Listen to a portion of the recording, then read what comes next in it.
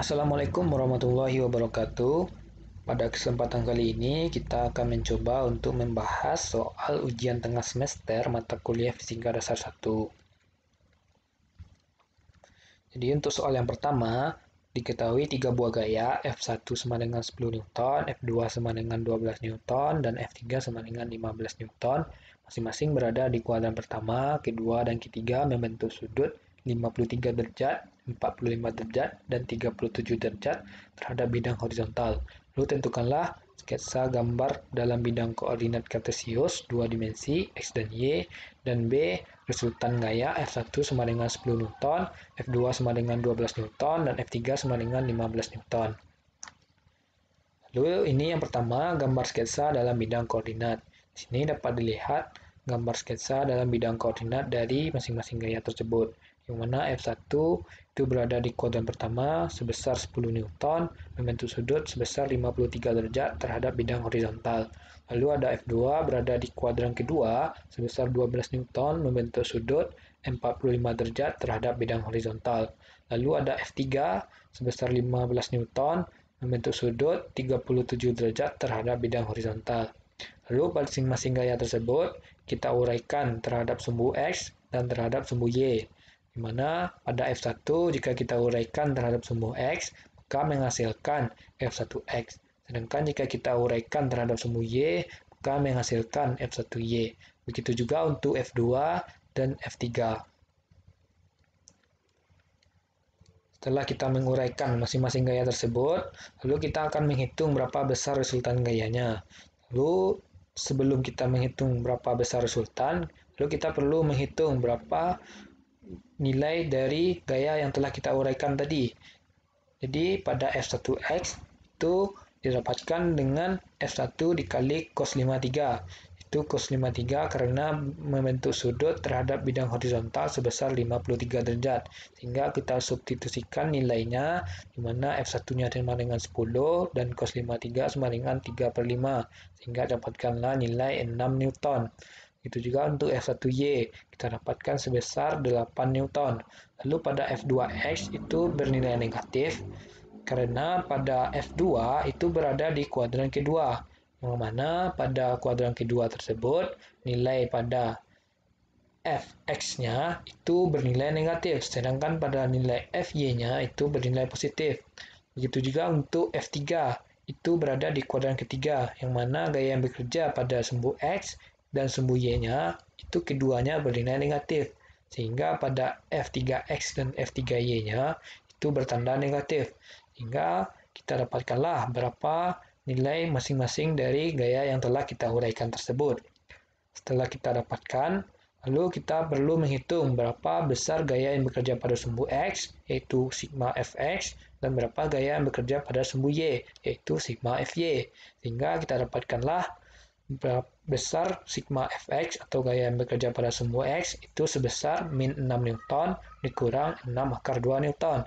Sedangkan gaya yang bekerja pada sumbu Y atau sigma Fy itu sebesar min 1 Newton ditambah 6 akar 2 Newton. Lalu setelah kita mendapatkan besar nilai sigma Fx dan sigma Fy, baru kita bisa menghitung berapa besar resultannya, yaitu dengan rumus akar sigma Fx yang dikuadratkan ditambah dengan sigma Fy yang dikuadratkan. Lalu kita substitusikan nilai tadi sehingga dapatkanlah nilai R sebesar 16,02 Newton. Lalu setelah kita dapatkan berapa besar nilai resultannya, kita juga dapat mengetahui kemana arah dari resultan tersebut. Itu tadi kita sudah mendapatkan nilai dari sigma Fx dan nilai dari sigma Fy, di mana untuk sigma Fx-nya itu bernilai min 14,46 Newton dan sigma Fy bernilai 7,46 Newton. Lalu jika kita tarik dari sigma Fx terhadap sigma Fy, maka dapatkan satu titik, lalu kita dapat mengetahui arah dari resultan tersebut, yaitu ke arah kuadran kedua. Jadi untuk soal yang nomor 2, diketahui benda masanya 10 gram dilempar ke atas dengan sudut 53 derajat terhadap bidang datar dengan kecepatan 20 meter per detik.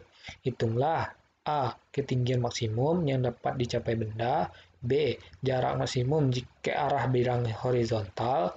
C. Waktu yang dicapai hingga benda jatuh di bidang datar. Jadi pada soal ini dapat kita ketahui masanya 10 gram, lalu sudutnya itu sebesar 53 derajat, dan V0-nya atau kecepatannya itu sebesar 20 meter per detik. Lalu dari soal ini kita juga mengetahui bahwasanya benda tersebut dilempar ke atas membentuk sudut, yang mana benda tersebut akan membentuk gerak parabola. Jadi pada persoalan ini kita akan menggunakan rumus-rumus yang ada pada gerak parabola.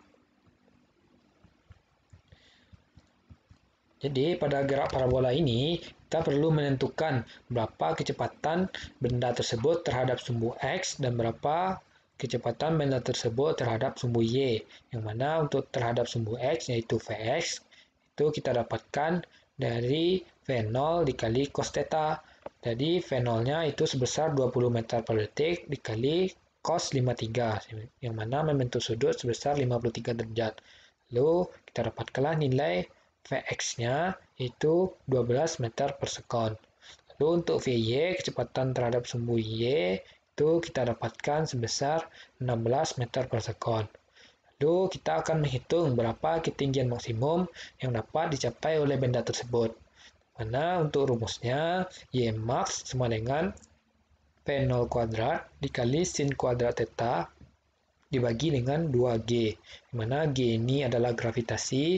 Untuk gravitasi dapat kita asumsikan saja nilainya 10. Jadi untuk Y max kita substitusikanlah berapa nilai-nilainya, di mana V0-nya adalah 20, sin kuadrat 53 per 2 kali 10. Lalu kita ganti sin 53 itu 4/5, lalu dikuadratkan, lalu didapatkanlah nilai Y max-nya yaitu sebesar 12,8 meter. Jadi benda tersebut dapat mencapai ketinggian maksimum setinggi 12,8 meter. Lalu untuk yang kedua, kita menghitung jarak maksimum ke arah bidang horizontal. Jadi untuk menghitung jarak maksimumnya dapat menggunakan rumus X max yaitu sama dengan V0 kuadrat kali sin 2 theta dibagi G. Lalu kita substitusikan nilainya 20 kuadrat dikali sin 53 kali 2 sama dengan 106, jadi sin 106 dibagi 10, di mana nilai G-nya kita asumsikan 10. Jadi untuk X max-nya yaitu 400 dikali sin 106 itu nilainya 0,961 dibagi 10, sehingga kita dapatkanlah X max-nya yaitu 38,44 meter. Jadi jarak maksimum yang mampu benda tersebut capai terhadap bidang horizontal itu sejauh 38,44 meter. Lalu yang C, kita akan menghitung waktu yang dicapai hingga benda tersebut jatuh di bidang datar. Jadi kita menghitung berapa waktu maksimumnya. Dimana untuk menghitung waktu maksimum itu time max sama dengan X maksimum dibagi dengan Vx. Itu kecepatan kita terhadap sumbu X. Jadi kita substitusikanlah nilainya. X max kita sudah dapatkan tadi yaitu sebesar 38,44 meter. Sedangkan untuk Vx-nya itu dapat kita dapatkan tadi 12 meter per sekon. Sehingga kita dapatkanlah nilai T max minimumnya itu sebesar 3,2 sekon. Jadi untuk soal yang ketiga, diketahui di atas bidang miring dengan sudut 53 derajat terhadap bidang datar diletakkan sebuah benda yang masanya 20 kg pada ketinggian 4 meter. Jika benda miring panjangnya 5 meter dan di ujung bawah diletakkan pegas panjangnya 50 cm dengan konstanta pegas 250 Nm per meter, maka tentukanlah yang A, gambar keadaan benda tersebut. Yang B, jika ada friksi gesek antara benda dengan bidang alas sebesar 0,3, berapa besar gaya yang menyentuh bekas tersebut. Sesuai soal B. Yang C, berapa jauh bekas tersebut tertekan. Yang D, berapa percepatan benda meluncur ke bawah. Yang E, waktu benda hingga menyentuh bekas. Yang F, usaha yang dilakukan oleh benda tersebut. Yang G, waktu benda saat menyentuh bekas sampai berhenti. Yang H, usaha yang dilakukan oleh bekas. Yang I, daya yang dilakukan oleh benda. Dan J, daya yang dilakukan oleh bekas.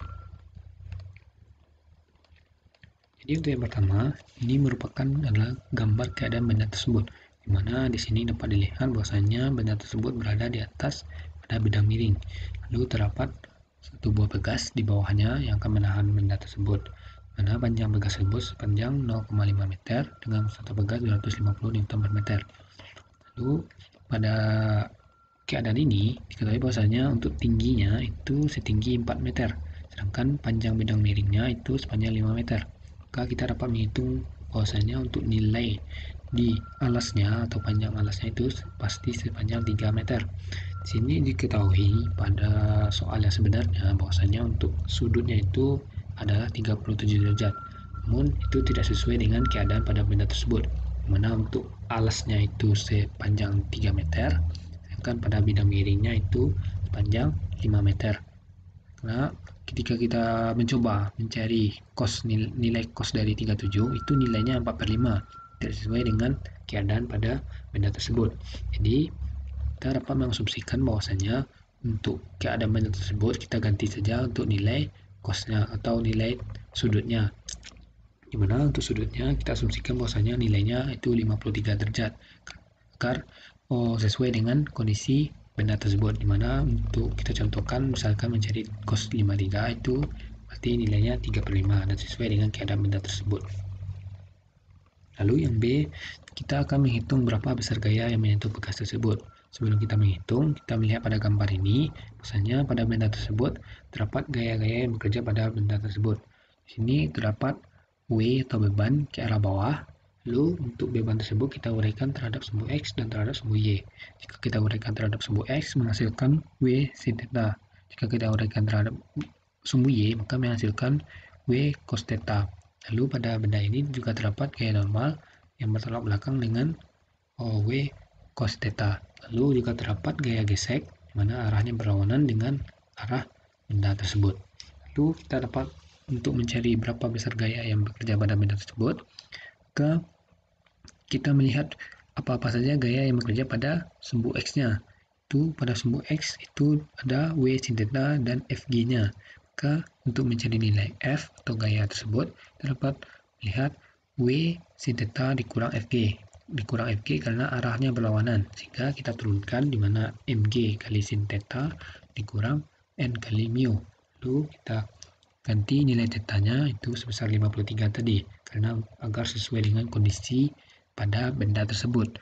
Lalu kita substitusikanlah nilai-nilainya sehingga dapatkanlah nilai F-nya itu sebesar 124 Newton.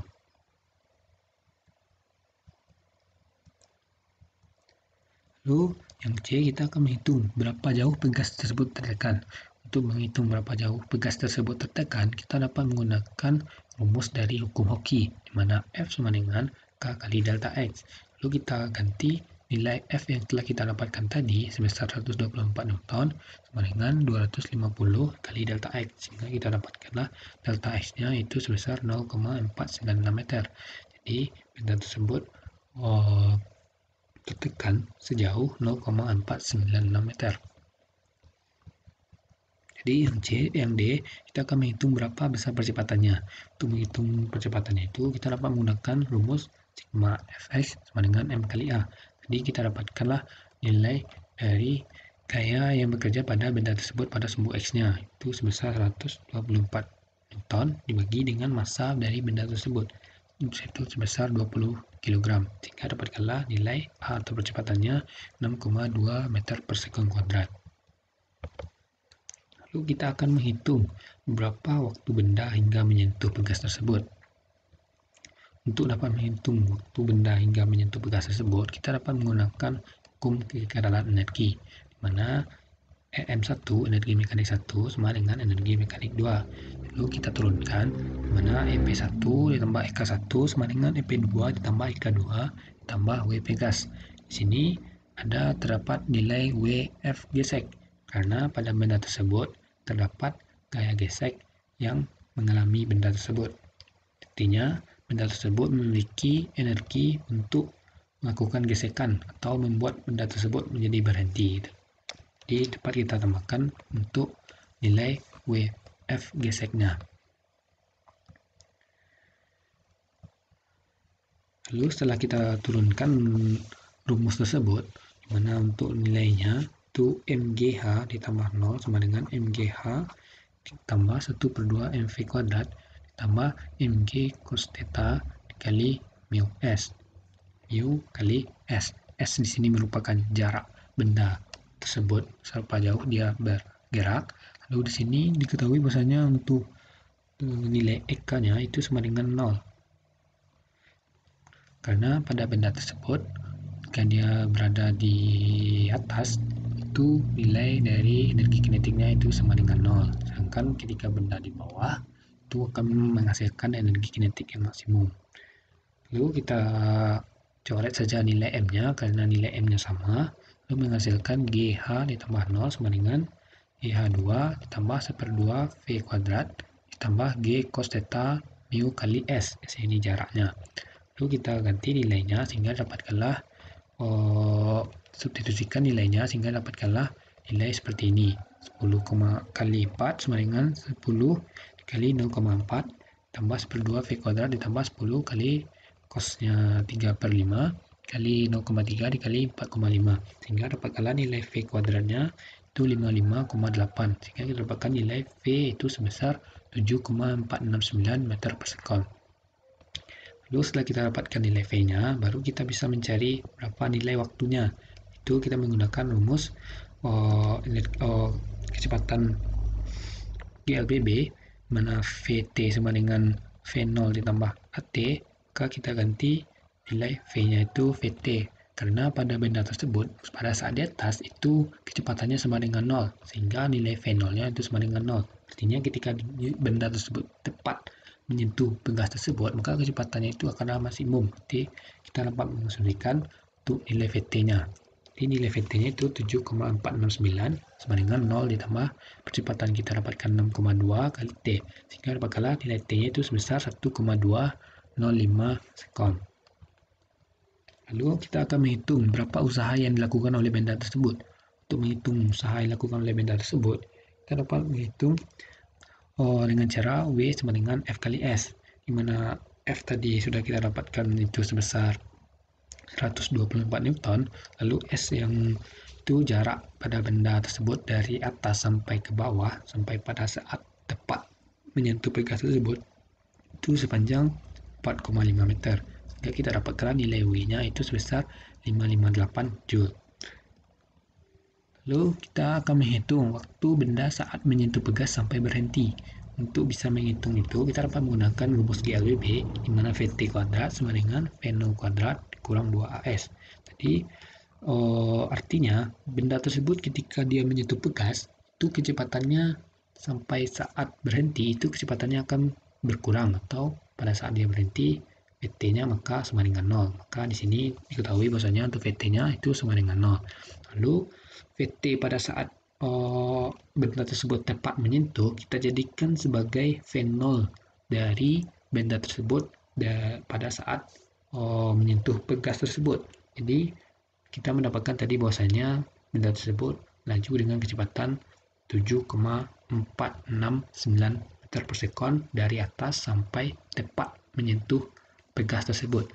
Jadi pada saat dia menyentuh pegas tersebut, kecepatannya itu akan berkurang sampai dia berhenti.